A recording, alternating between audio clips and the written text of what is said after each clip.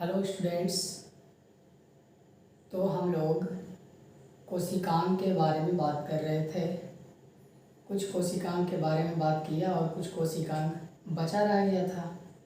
तो आज जो जो भी बचा हुआ है उसको आज पूरा कर देंगे। सारा कोशिकांग को ख़त्म करेंगे आज, ठीक है। तो स्टार्ट कर रहे हैं। पहला है न्यूक्लियस। क्या है? न्यूक्लियस बचा हुआ था, तो न्यूक्लियस को देख लेते हैं, ठीक।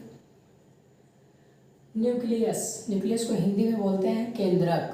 क्या बोलते हैं? केंद्रक। यह कोशिका द्रव्य के बीच में मौजूद होता है। जब हम सेल का फोटो बनाया था तो उसके बीच में याद कर केंद्रक का फोटो बताया था कि बीच में एक केंद्रक होता है।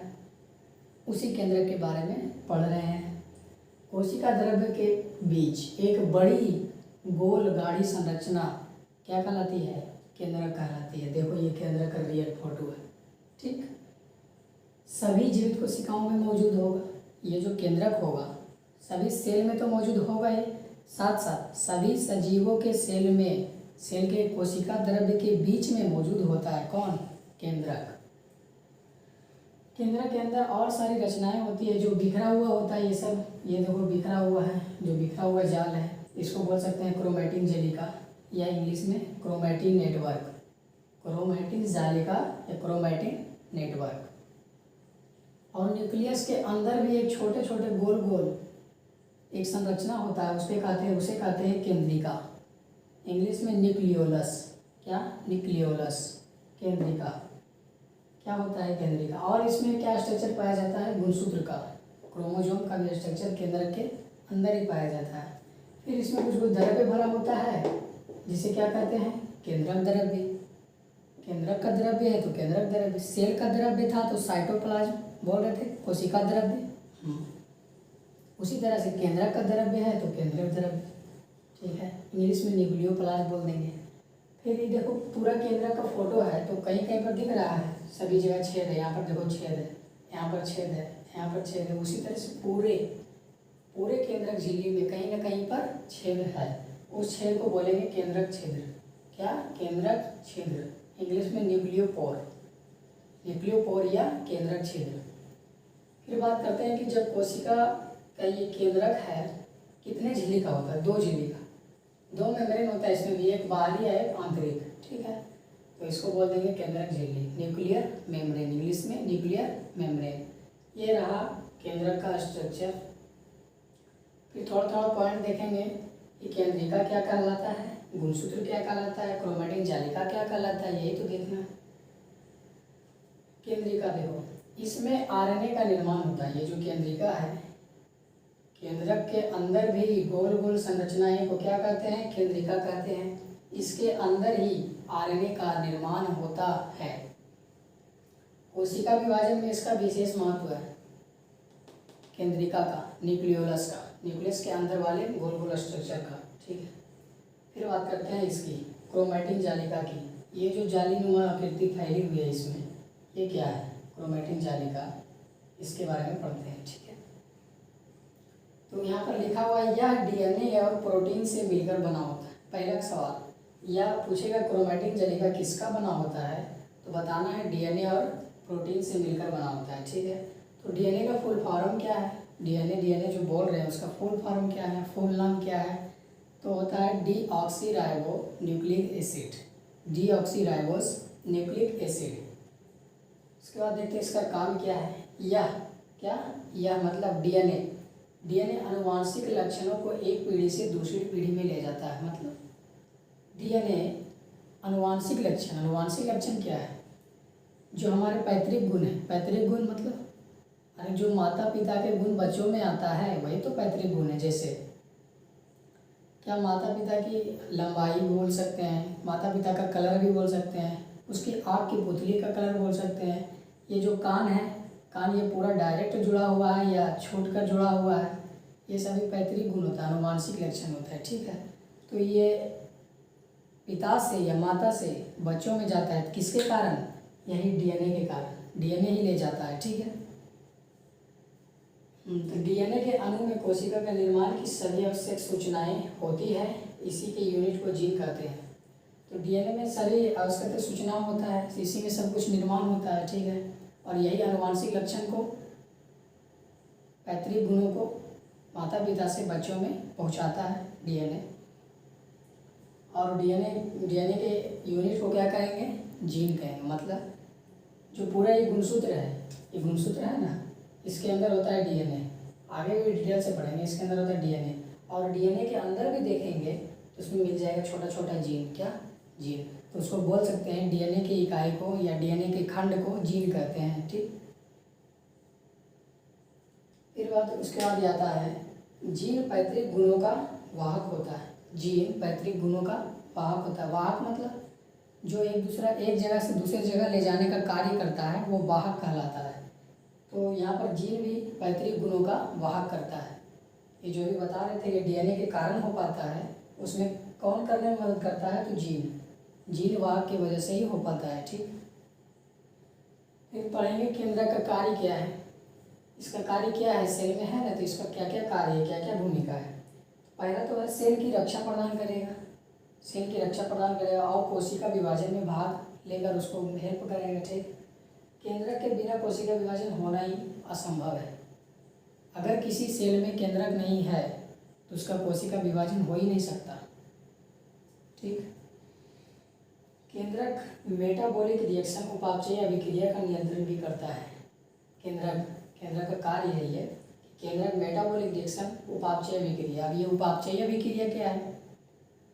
हमारे बॉडी के अंदर होने वाली सभी केमिकल रिएक्शन, होने वाली सभी रासायनिक अभिक्रिया मेटाबॉलिक रिएक्शन या उपापचयी अभिक्रिया कहलाता है। ठीक। तो ये कौन नियंत्रण करता है? सेल में जब रासायनिक अभिक्रिया होता है तो कौन नियंत्रण करता है? यही केंद्रक मेटाबॉलिक रिएक्शन को नियंत्रण करता है।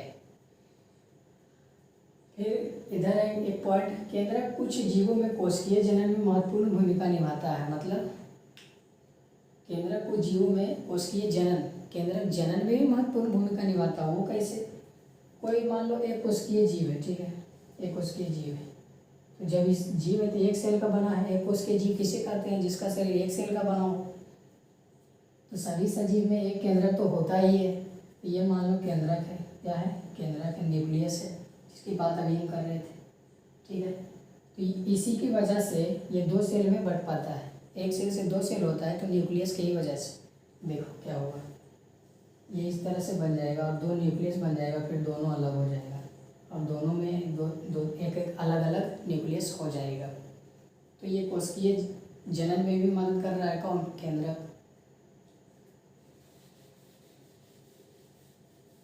यह कोशिका के विकास का भी निर्धारित करता है।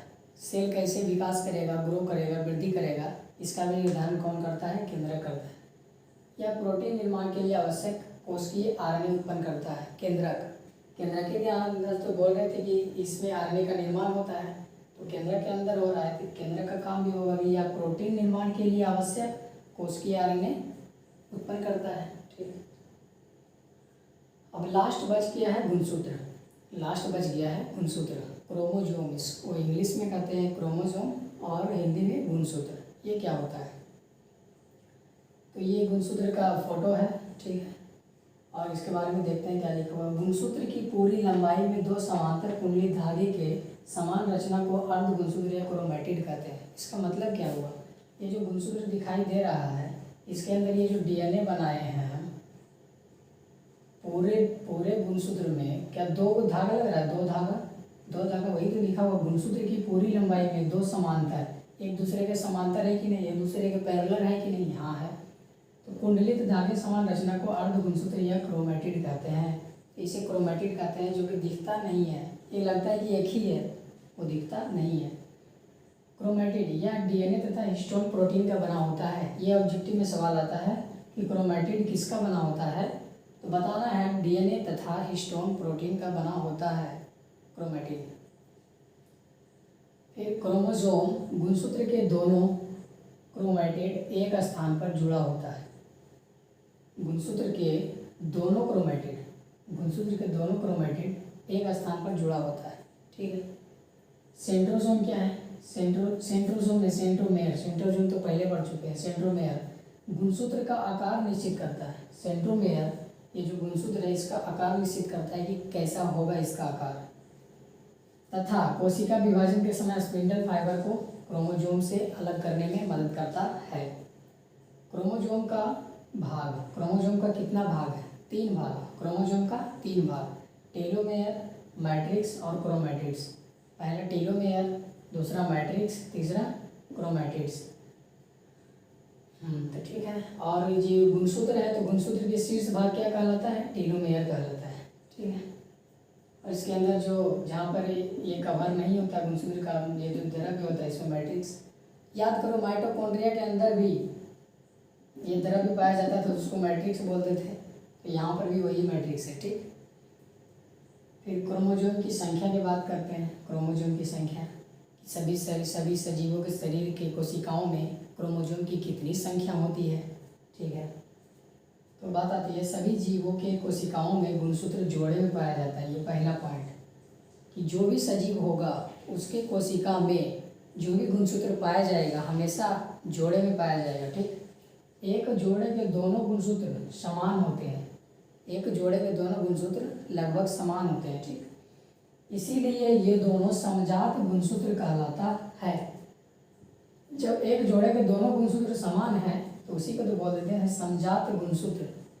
समजात, एक जाति का गुणसूत्र, दोनों जोड़े में पाया जाता है, दोनों एक समान होता है, इसलिए तो बोल दिए एक जात, समजात गुणसूत्र। ठीक। क्रोमोसोम 2 प्रकार के होते हैं। क्रोमोसोम 2 प्रकार, डिप्लॉइड और हैप्लॉइड। एक होता है डिप्लॉइड, दूसरा होता है हैप्लॉइड। डिप्लॉइड का हिंदी होता है द्विगुणित, हैप्लॉइड का हिंदी होता है अगुणित। इसको n से डिनोट करते हैं, इसको 2n से डिनोट करते हैं। ठीक है। अब इसका क्या कारण है, क्यों इसको 2n से डिनोट करते हैं, इसको n से डिनोट करते हैं? देखो, तो सजीव का कोई भी सेल है उसमें हमें बताया था कि जोड़े में पाया जाता है। क्या? जोड़े में। तो जोड़े में पाया जाता है, इसका मतलब 2n। क्या? 2n। n का मतलब क्रोमोसोम। ठीक है। और 2 का मतलब दोगुना, जोड़ा में पाया जाएगा तो 2n। ठीक है। और जब आधी पाया जाए, जब गुणसूत्र आधी पाया जाए तो हैप्लॉइड। ठीक है। तो डिप्लॉइड बोलते हैं जिसमें गुणसूत्र जोड़े में पाया जाता है, डिप्लॉइड। और हैप्लॉइड किस में होगा? युग्मक में होगा। कोई भी सजीव के युग्मक में गुणसूत्र की संख्या उसके कोशिका में मौजूद गुणसूत्र की संख्या से आधी होती है। इसमें 2n होगा तो इसमें n होगा, आधा हो गया कि नहीं? तो सभी जीवों के युग्मकों में गुणसूत्र की संख्या कोशिका में मौजूद गुणसूत्र की संख्या से आधी होती है, अभी बताए थे।